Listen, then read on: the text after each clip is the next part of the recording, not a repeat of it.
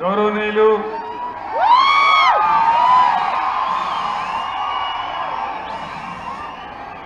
మల్కాజిగిరి నియోజకవర్గ బీఆర్ఎస్ అభ్యర్థి శ్రీ రాగిడి లక్ష్మారెడ్డి గారు,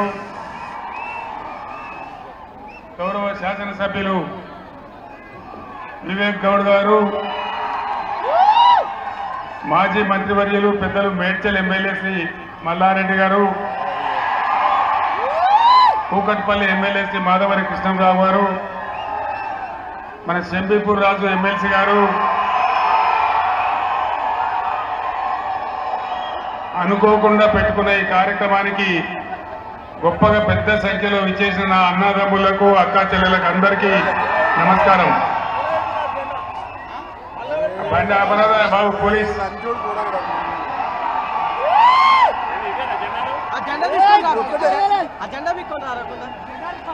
ఈరోజు జరిగే ఈ పార్లమెంట్ ఎన్నికలలో నేను మీ అందరిని ఒక్కటే మాట కోరుతా ఉన్నా. మీరు పట్టణ ప్రాంత వాసులు, హైదరాబాద్ నగరానికి చాలా సమీపంలో ఉంటారు. రాజకీయ చైతన్యం మీలో ఎక్కువ. 4-5 నెలల్లోనే ఈ రాష్ట్రంలో పరిస్థితులు ఎంత తారుమారైనాయో మీకు తెలుసు. అదేవిధంగా మనతో పోటీలో 2 పార్టీలు ఉన్నాయి. నరేంద్ర మోడీ బీజేపీ, రెండవది కాంగ్రెస్ పార్టీ. భారతీయ జనతా పార్టీ అధికారంలోకి వచ్చి ఈ దేశంలో 10 సంవత్సరాలు గడుస్తా ఉంది. 150 నినాదాలు ఇచ్చినాడు నరేంద్ర మోడీ. 150.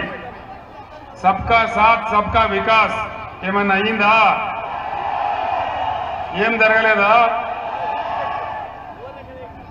నరేంద్ర మోడీ చెప్పిండు ఆ రోజు, బీజేపీని గెలిపిస్తే విదేశాలలో ఉన్న నల్లధనం తెచ్చి ప్రతి ఇంటికి 15 లక్షలు ఇస్తామన్నారు. వచ్చినాయా? ఏం మీకు వచ్చినాయట కదా 30 లక్షలు? లేదు 30 వచ్చినాయట. రాలేదా? ఈటల రాజేందర్ చెప్తుండా? రాలేదా? మరి ఏం చేయాలి? 3 లక్షల మెజార్టీతో లక్ష్మారెడ్డి గారిని గెలిపించాలి. అంతేనా? బేటీ పడావో బేటీ బచావో ఏమైనా జరిగిందా? వికసిత్ భారత్ ఏమైనా జరిగిందా? అమృత్ కాల్ వచ్చిందా? వచ్చే దీన్ని వచ్చినాయా? అంటే అంత వట్టి ట్రాషే, ఏమి లేదు.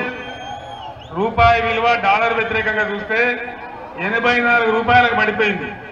చాలా భయంకరంగా దెబ్బతిన్నది.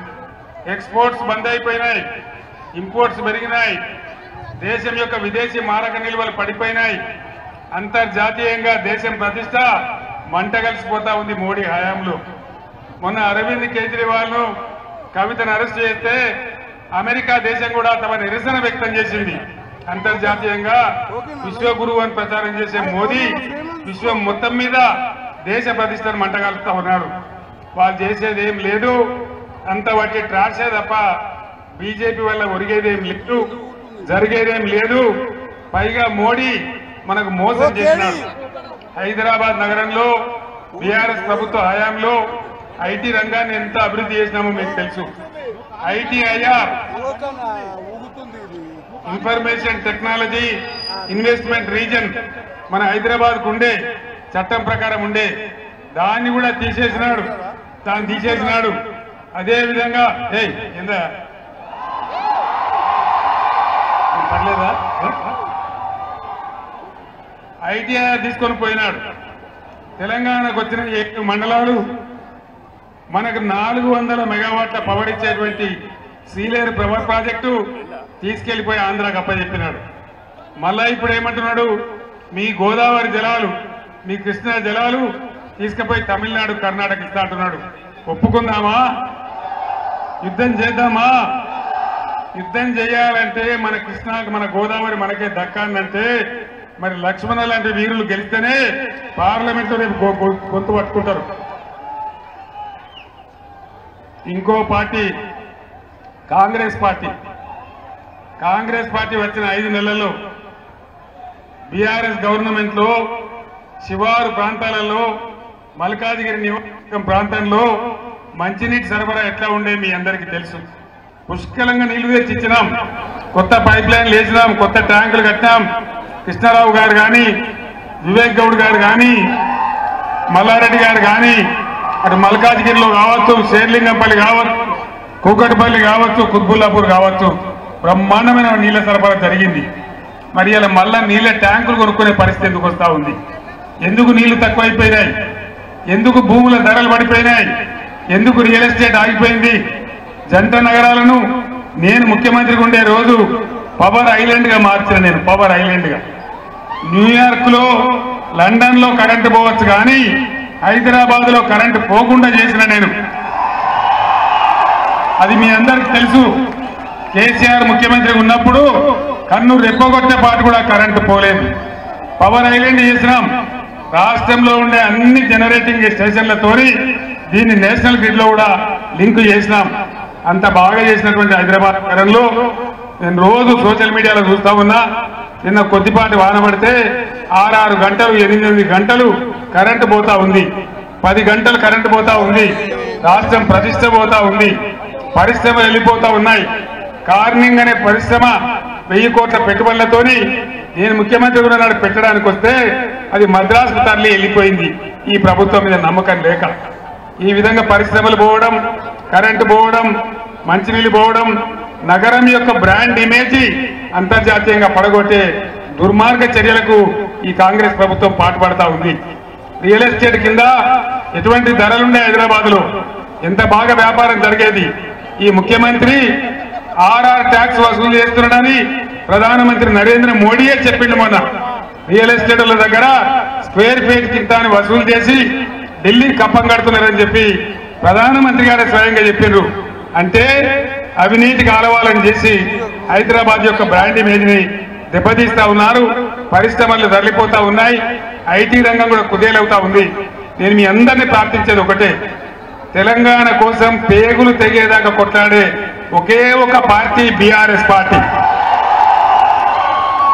రేపు పార్లమెంట్ లో మనోళ్ళు డజన్ మంది ఉంటేనే ఖచ్చితంగా తెలంగాణ హక్కులు కాపాడతారు, తెలంగాణకు నిధులు తెస్తారు. కాబట్టి రాగిడి లక్ష్మారెడ్డి గారిని మీరు గెలిపించాలని కోరుతా ఉన్నా. యాక్చువల్ ఫ్యాక్ట్ మీకు నేను చెప్తా ఉన్నా, ఇక్కడ ఎట్లా ఉన్నారు, టైగర్ లాంటి ఎమ్మెల్యేలు ఉన్నారు. కుత్బుల్లాపూర్ లో 85,000తో గెలిచినటువంటి వివేక్ గౌడ్ ఉన్నారు. కూకట్పల్లి ఎంత గెలిచారు మొన్న? 70,000తో గెలిచిన మాధవరం కృష్ణారావు గారు ఉన్నారు.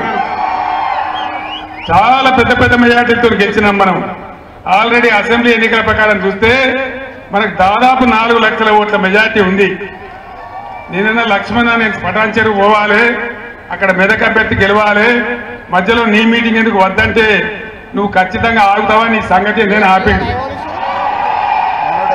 మంచిదైంది కదా, మరి నేను వెళ్ళాలి, నాకు పర్మిషన్ ఇవ్వాలి మీరు.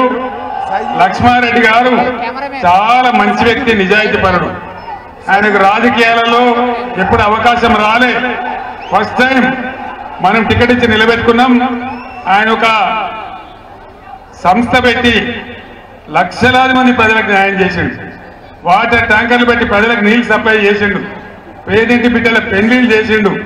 లక్ష్మణ అంటే నేను ఉన్నాని కదిలి వచ్చే మనిషి మన రాగిడి లక్ష్మారెడ్డి గారు.